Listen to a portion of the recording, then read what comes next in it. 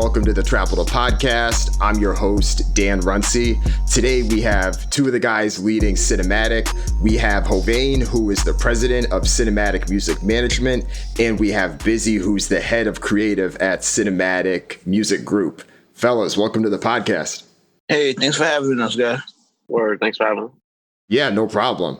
I mean, we're definitely recording this in a stressful time, I think, for all of us that are working within the music industry and more broadly within the entertainment landscape, given everything that's happening the past couple weeks. And I guess before we get too deep into this, how has it been for both of you, both personally and still wanting to continue your work, given all of the social unrest that's been happening the past few weeks? For me personally, it's been terrible. I don't think there's any way to describe it but terrible. It's been draining. You feel defeated, sometimes helpless. It's something that you kind of like experience your whole life, but now it's getting shown to the world. But overall, it's just been like combined with COVID and the losses of lives from that, and then with police brutality and all that, it's been super hard to focus on things.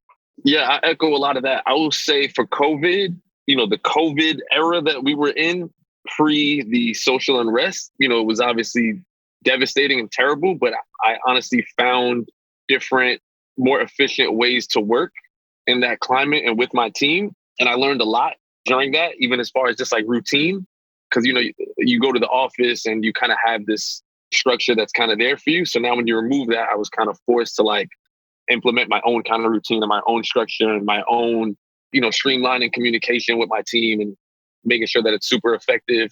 So in a lot of ways, I feel like from work perspective, despite it being a terrible, terrible thing, I did learn a lot. But then once the recent social unrest started to happen, like Hovain said, it's just been very, very difficult. It's been very draining. It's almost like having two jobs, like running concurrent, like you still have to get work done. You still have a certain amount of output that you're expected to have and that you want to have because we're obviously still passionate about what we do.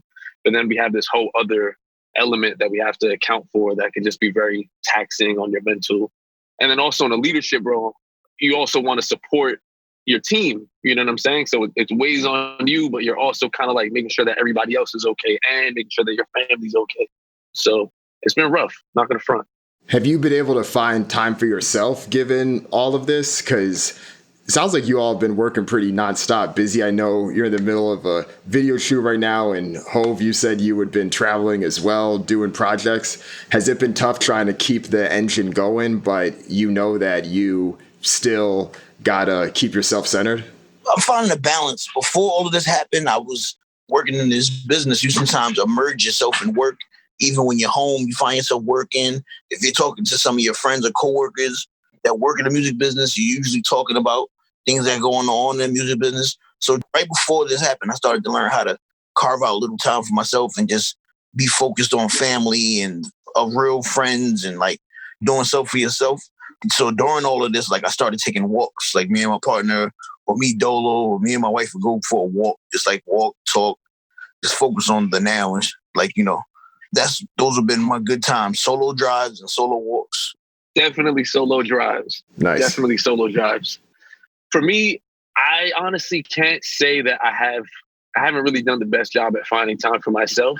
It's always kind of been a challenge for me to make that time. But I do find myself, being home more and just kind of taking care of my personal space is something that I found that I enjoy a lot more. Like our line of work is all about being outside. And that's almost like a beat on your chest. Like, I'm outside. I'm always outside. Like, I'm at this event. Like, you see me. I'm working. No sleep gang. Yeah, like no sleep gang, right? But like sleep is so important. Sleep should take up a third of your day, literally, But it was just like, yeah, I don't sleep. I got home at 4 and I'm up for this meeting at 9. But now with, everything in the world kind of just changing, it's like, okay, well, I'm inside and, I'm going to buy some plants and I'm going to just take care of my personal space and kind of enjoy just being home, but it's still a challenge. Start a garden. Start a garden. Yeah. No, that no sleep gang thing is real because I feel like, when I had started in my career even growing up, there was this whole sleep when you die mentality, right? Like you're following Diddy and his whole process of working 20 hours a day. But I think this new generation of folks that are in the game now are starting to realize, no, like, we can't do that. We'll literally and have problems longer than we want them to, and we really got to pause and reset. So I'm glad to hear that y'all have been on that tip too. Yeah, trying to, man. Yeah, there was like a motivational speaker. And I remember one of the things that really stuck with me was like, sleep is for people who are broke. Pretty much like you got like you gotta get it. Like, what are you sleeping for? And for a big part of my life, I was like, word, while you're sleeping, I'm gonna get to it. But now I don't know if it's age, I don't know if it's the world. It's like, no, sleep is important, rest is important, boundaries are important, self-care is important. Saying, hey, I'm on vacation, I'm not responding to your email, like all those things are really important. You know, I'm learning, I'm evolving in that way, but I'm at least able to identify the need for it. That makes sense. I think part of the hustle, I will say, is warranted given all of the dope work that you all are doing. I think Cinematic has definitely made a name for itself the past few years, say especially the past 3-4 years in the industry. But for those that are less familiar, how would you all break down Cinematic's business? What would you say are the core areas that the listeners should know about? So Cinematic is a management, label, and content company. Those are kind of like the three verticals that we focus on.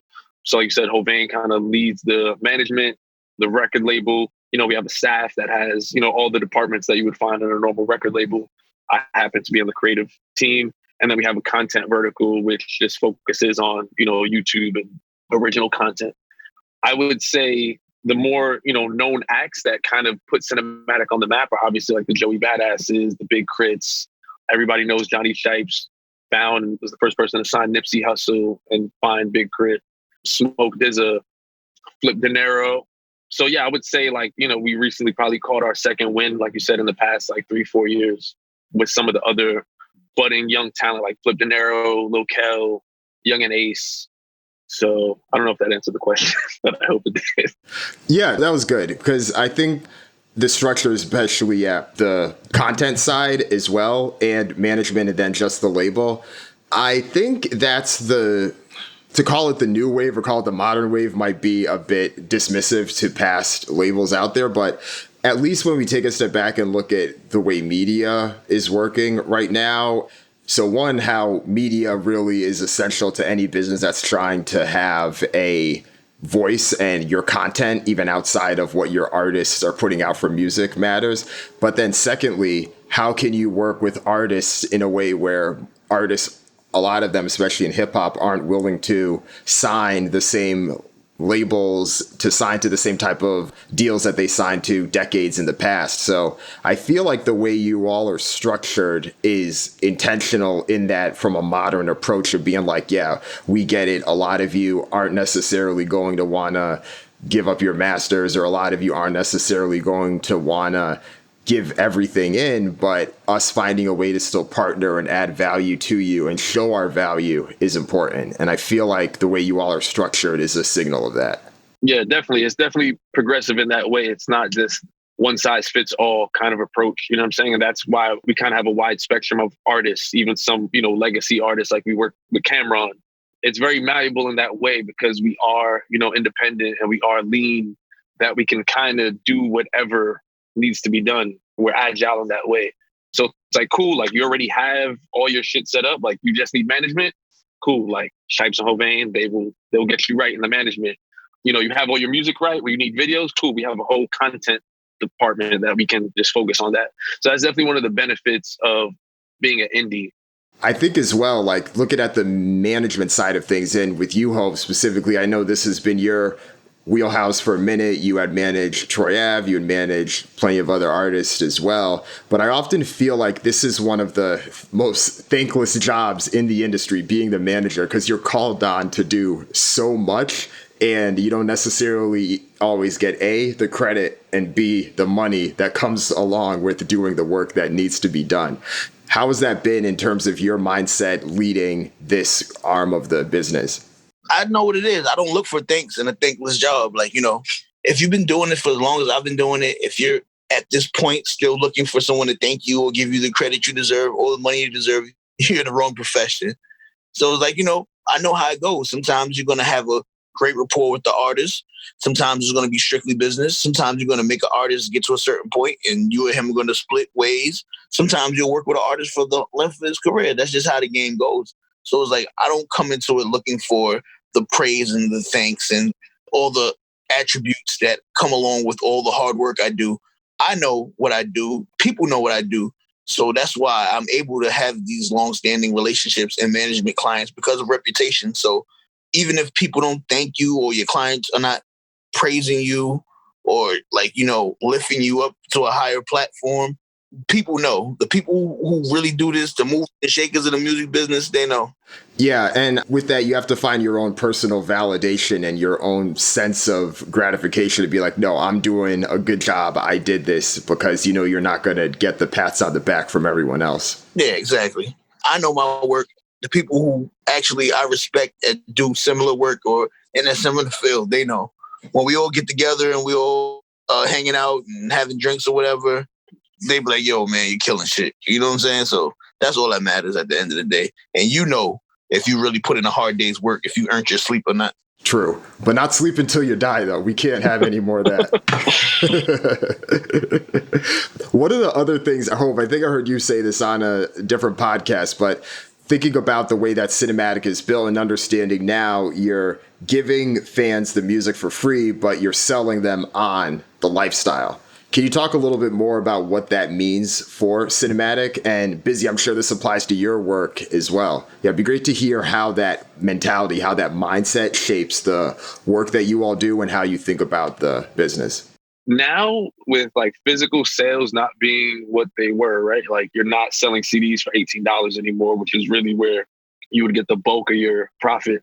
Music now is kind of just like a vehicle to kind of get into these other spaces and really exploit those other verticals to make money. You know what I'm saying? You kind of just got to get into those spaces. So it's like right now, if you're Joe Schmo, there's no way that Adidas can justify cutting you a check because you're nobody. But if you make music and you can kind of build a fan base and establish yourself as an authority in a specific space or with a specific demo, then you can go to Adidas and be like, look, you see all these people right here, they do what I say. You know what I'm saying? They listen to me. I can mobilize my audience and my fan base. If y'all want access to this, y'all got to pay me. You know what I'm saying? So that's really now people are realizing, well, hopefully more and more people are beginning to realize. I feel, in my opinion, not enough people are realizing, especially a lot of the younger artists, especially a lot of the younger street artists. They get so this tunnel vision and just this is what I want to do. They don't realize all the opportunities that the music can really afford them. But yeah, like Hope said, you're selling a lifestyle, you're selling a brand, you're selling yourself in a lot of ways, not necessarily the hit record that you have on the radio. And I think when a lot of people hear selling lifestyle, the first thing that comes to mind is merch. And the thing beyond that is T-shirts, right? I think a lot of people look at Travis Scott's merch game or someone else that just can do the big drop and can sell however many T-shirts about the latest single or the album coming out. But I think that it's much broader than that. So, Hov, I'm curious from your perspective, what are some of the other ways that cinematic sells the lifestyle beyond some of the typical things that people often hear about from companies in the industry? Oh, lifestyle is way more than just a T-shirt and merch and shit like that. It's coming to the show. It's signing up to my email list so I have your information and I can target you when I'm in your city. It's buying this piece of vinyl. Buying into my lifestyle, you're a fan, but you're championing me to other people as well. So now you're like, man, did you hear this little baby album? This is crazy. Oh, you got his shirt? I'm going to his show. You're an advocate. You're part of my street team. You know what I'm saying? So you got the music. You might have heard the music on a streaming service for free, but now you're engulfed in everything that I do. You are now an advocate for me. You are part of my street team. You're spreading my gospel. You're spreading my music. So the culture of Little Baby, you are a part of now. You know what I'm saying? Is there anything you do additionally to drum up the support and to keep the energy with the folks that are in the street team? Because I'm sure you all may not necessarily be able to be everywhere, but you definitely got people in every corner, every big city that are willing to vouch for you. Yeah, you try to create unique fan engagement. So especially in these times where there's super strange things happening and you have to put your thinking caps on and think outside of the box. the people that are winning are the people who think outside of the box and the creative guys like Busy and the rest of the people at Cinematic. Because now you have to pivot away from, I put out an album, I'm going to the radio station, meet and greet, shake hands, go on the tour. Like, that's not happening no more. Well, at the moment, unfortunately, because of COVID and everything. So now you create unique fan engagements, whether that's through a TikTok campaign, something with one of the DSPs. Are you doing a unique individual concert where you are activating some of the people who you have on your mailing list? You have to create different ways that you engage your fans and kind of galvanize them and get them to be engulfed in everything that you're doing. Yeah, Busy, I'm curious for you. Is there any type of creative project that you've worked on that is definitely outside the box that you look back on and you're like, no, that was dope. We need to try to do something like this for this other artist that come through or this other person? He's very modest, but everything he does is creative. I was really about to be like, no, I can't think of that. No, I will say this. I'm glad you set him up. I will say this. I don't know if this is a popular term, but like effective marketing, like with the A, like affections.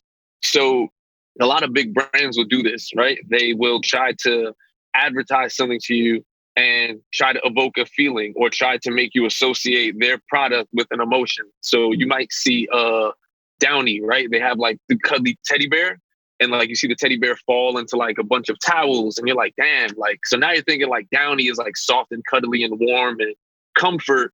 And when you're shopping, you see Downy. I really love when artists have the ability to really connect with their artists in that way, that any product or anything that they put out like resonates with their fans' emotions, right? So whether that be like Triumph, you know what I'm saying? Like we have artists like Young and Ace, right? He's been through some shit. He was shot 8 times. He was involved in like a triple homicide. He was a sole survivor. It was a terrible tragedy, but like that galvanized his fan base and that really made people connect with him. Like, damn, like Ace been through some shit. If Ace can get through that, like I can get through XYZ. And now that allows kind of everything that is tethered to Young and Ace to kind of have that same effect. So he drops a t-shirt. It's not just a t-shirt with like a logo on it. It is a t-shirt that is tugging on people's heartstrings because it means something to them.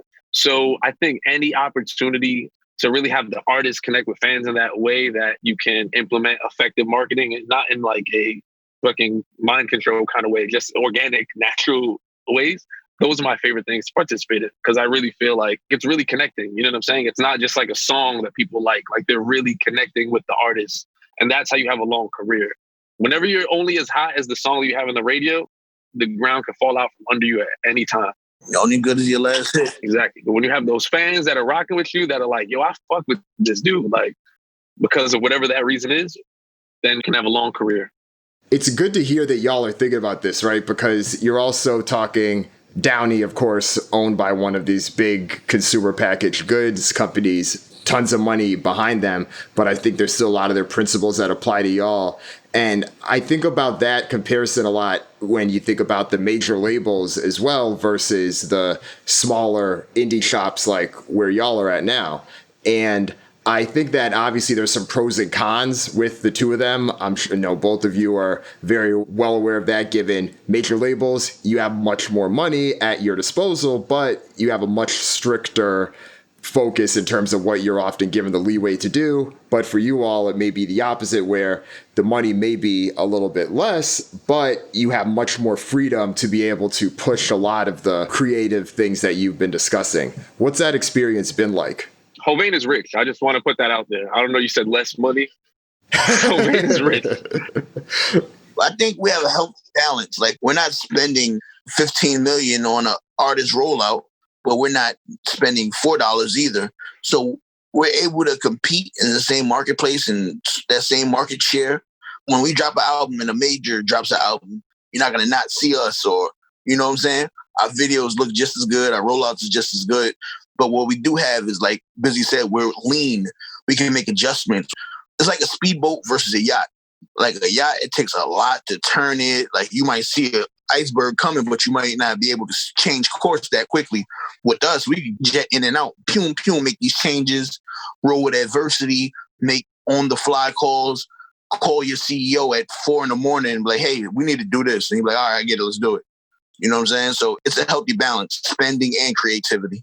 Us being like lean and agile in that way, it also allows for us to really do artist development, right? Which is what I think cinematic is at the forefront of right now, right? Like major labels, they want just add water artists. Like they want artists that probably are already verified and already have this amount of followers because that's what they need, right? Because they have this huge overhead that they have to account for. It's like, yo, I don't have the time to play games with you and coach you through this process because I have all of this overhead that I need some shit that's going to work right now.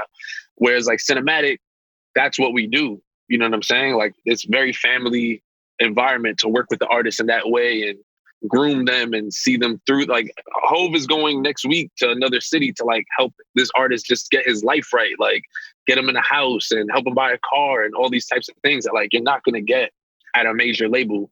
That's what's most fulfilling for me, honestly. Like I've had opportunities to work at major labels, but right now, like working with young artists and getting them going from the ground up, that's what's gratifying for me. Busy, you had experience working for a major, right? Whether it's for a past internship or past job, you'd work for one of the big ones, right?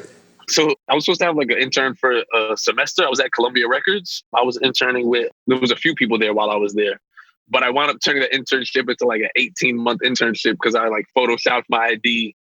I was there illegally, essentially. Finesse the system.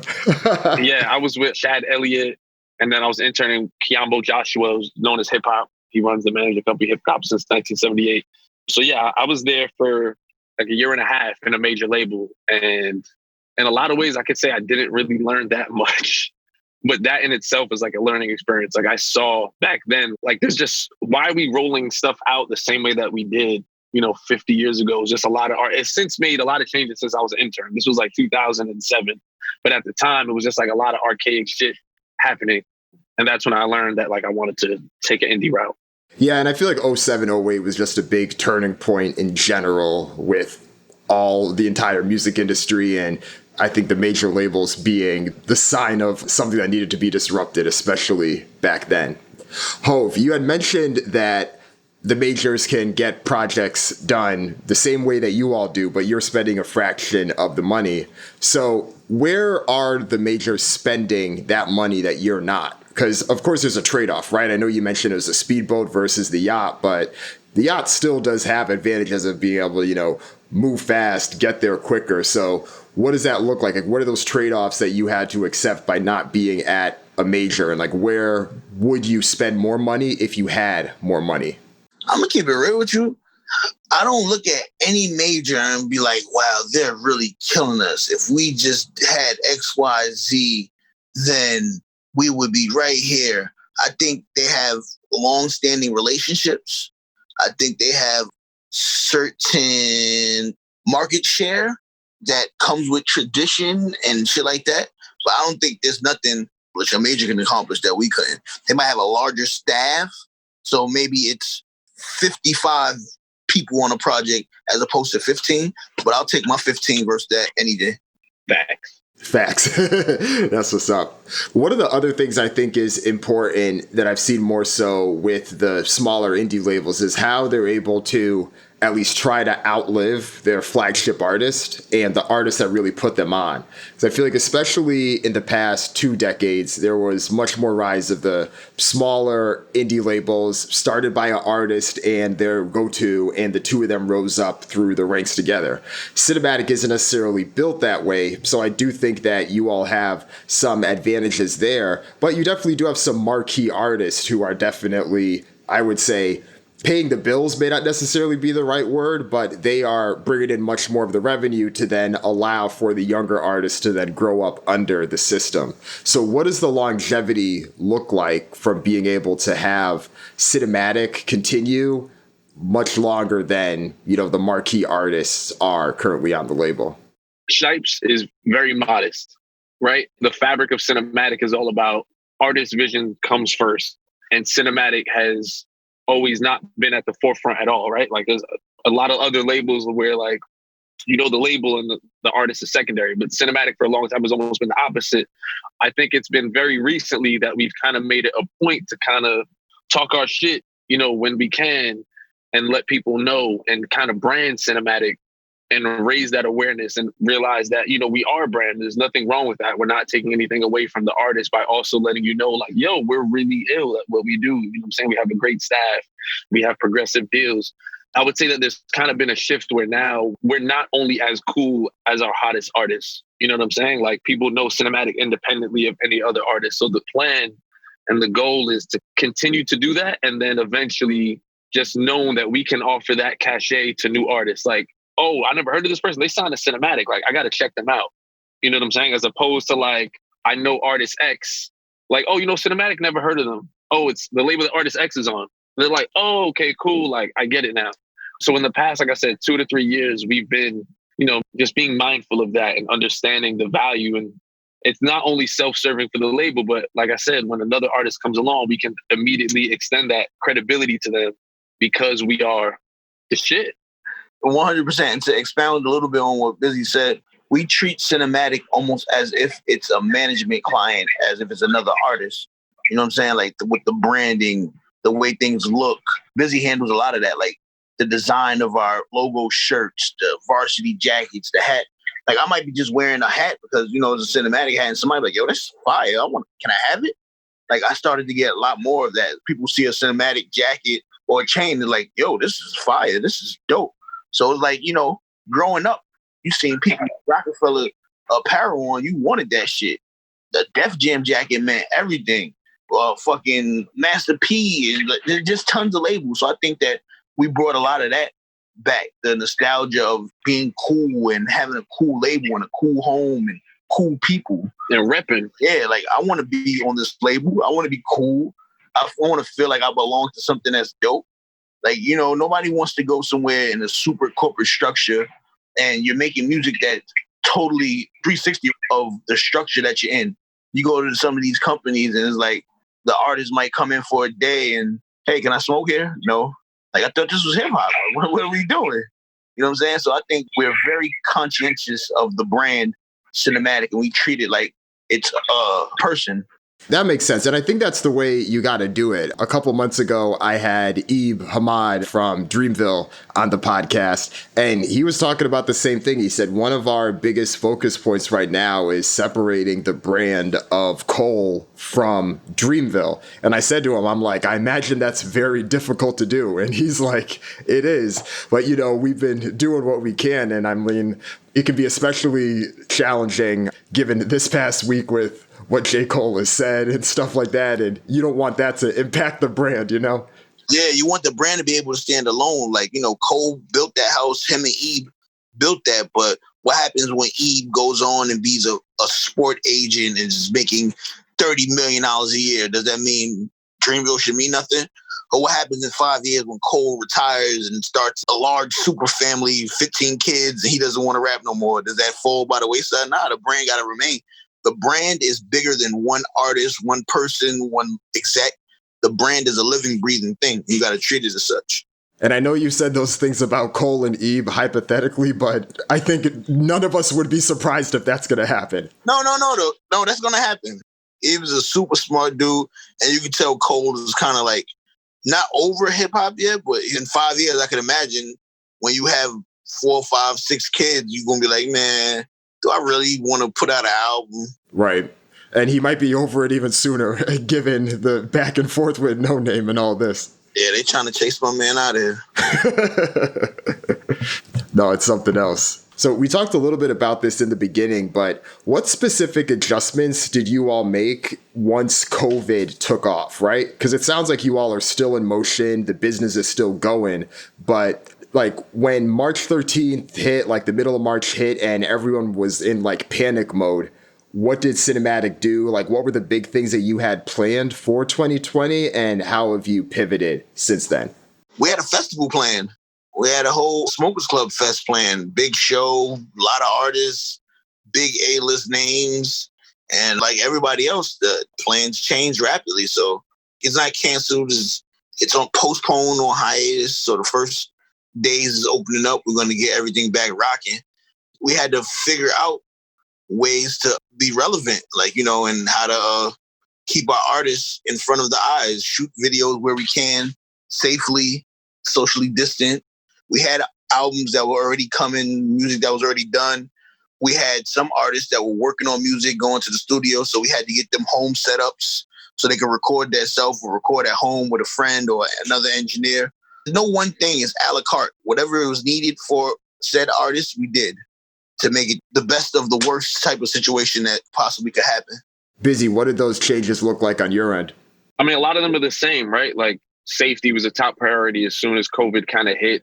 You know, we deaded all the travel for the artists, all the travel for the staff. And so we could kind of really just assess the landscape of what was going on and make sure everybody was safe. Shut down the office. Yeah, we shut down the office. I think we shut down the office before it was even like a state mandate kind of thing, just because, you know, we wanted to be safe. But then on the creative front, it was interesting. It kind of got busier for us with everything having to pivot immediately to digital, you know, all of that social media real estate kind of had to be accounted for, right? So we have, you know, our creative team, Dom, Tia, CP, shout out to them. There are designers, art director, and there was really just an uptick in output. You know, everything almost kind of needed an asset at that point because everybody wanted to just remain active. So it came down to like, you know, Abby Jasmine's top 10 Netflix movies. That is something that we needed to like churn out and churn it out for the entire roster. And then everybody's doing Zoom interviews and stuff like that. So for us, honestly, meaning like the art department, it didn't really slow down. It actually kind of got busier. Yeah. No, I definitely see that. I could even relate to a lot of that, right? Like in some ways, things slowed down a bit because I wasn't traveling, but because of the new opportunities with Zoom and I'm now working from home, I'm just not commuting anymore. Things did become busier for a minute. So I had to like pause and reset for a second before I just kept churning and pushing stuff through. So it's been a lot. But question for y'all in terms of getting things back to normal. I know that your festival is postponed. You're going to be eventually rolling that out. Where does Cinematic as a business stand on reopening? Are you following what the state and local governments are saying? Are you all making your own calls? I don't know. We're 1,000% doing what the state and legislators have been saying. We're in phase 2. We're not rushing it. We don't want anybody to get sick, anybody to lose their life. It's not that serious. Like, you know what I'm saying? I don't want to put anybody's safety or anybody else's loved ones at risk. It might not be you. It might be somebody you live with, has a compromised immune system that can't handle it. We don't want to do anything to put anybody at risk. So we're going to take it step by step, as slow as possible. Or if they say tomorrow we're opening, we're not going to rush in tomorrow. We'll give it another week, let the smoke clears, and let's see how it is. Because it can be tough in some of these states, right? Because whether it's like Florida or Texas, they're all ready to open up, but like the numbers are showing that no, like they probably went a little too early. So it could be a tough call. We've already kind of established the earliest, like the absolute earliest that we would be comfortable going back to the office. So even if they are like next month, hey, you guys can be open, we probably still won't, just because, I mean, one, we can, right? Like, again, we're leaning that way where it's like, no, we're good. We're in no rush to get back into like the physical workspace if there's any looming danger. That's good to hear. It's tough. I think similarly, yeah, who knows when my next LA trip is going to be, when I go for work things, or to New York. It'll probably be long after the officials give the green light, but we'll see how it turns out. So we're getting to the tail end, and before we let you guys go, is there anything else that you think the Trapital audience should know about? Any projects you're working on? Anything else that you want to plug? Young and Ace album soon. The Dundada, Lil Kel, new single and video out, How to Love. Abby Jasmine just put out an amazing album. Slater put out an amazing album yesterday. I want people to look out for Cinematic, who were just put on the Billboard's Indie Power Players list. People starting to realize and see what's going on. I work with some of the dopest and most creative and hardworking people. And just stay tuned to everything Cinematic has going. Busy is really rich and he dresses really well. So, all right, guys, thank you for having us. Hovain wraps it up. Keep empowering artists. Keep actively being anti-racist and wash your hands. That's all I got to say. Yes, wash your hands, empower Black people, put them in position besides head of diversity. No, for real though, for real. Like, I mean, the statements are great, the donations are great, but the change comes from empowered people, and that's what we need to do.